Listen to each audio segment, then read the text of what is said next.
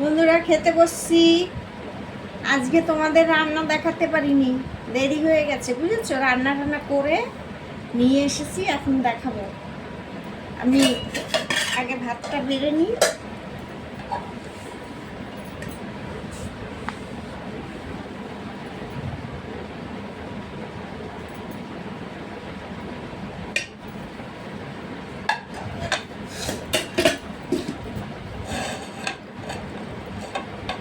ভাতটা বেড়ে নিলাম। আজকেও অনেক পদ হয়েছে, একটু একটু করে প্রচুর পদ হয়ে যায় রোজ। এটা কালকে ডাল ছিল, আজকে ডাল রান্না করিনি। এই যে এটা হয়ে যাবে, সেই জন্য আর রান্না করিনি। আচ্ছা, আজকে শাক ভাজা করেছি জানো, 5 রকমের শাক। এখানে নাম তো সবগুলোর বলতে পারবো কিনা জানি না। লাল শাক, হেলেঞ্চা শাক, হেলেঞ্চা না, ছেঁচি শাক, নোটে শাক, তারপরে আরেকটা কি শাক জানো, মানে ওটার আমার নাম জানা নেই।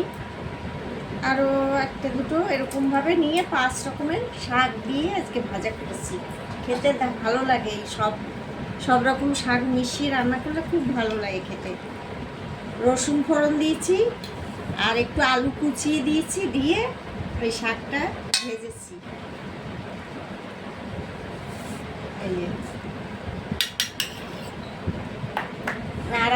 আর করেছি নতুন তরকারি, ওলকপি, চিংড়ি মাছ দিয়ে ওলকপি করেছি। ওলকপিটা এত ভালো প্রথম মানে উঠেছে তো, আর নরম একদম, কোনো ইয়ে হয়নি। এই দেখো, চিংড়ি মাছ দিয়ে রান্না করেছি,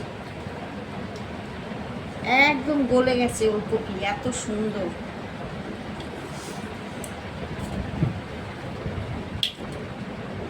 এই যে চিংড়ি মাছ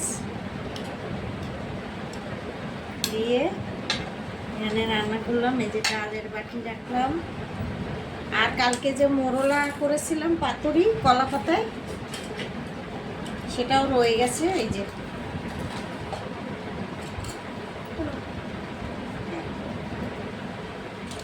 এটা হচ্ছে মোরলা, কলা পাতায় করেছি।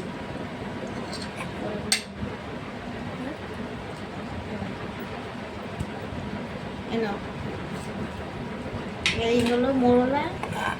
আর এই যে ডাল দিয়ে খাবে, চিপস নিয়ে এসছি। আজকে আর কিছু ভাজা করতে পারিনি, দেরি হয়ে গেছে বলে। এই চিপস দিয়ে ডাল দিয়ে খাবো।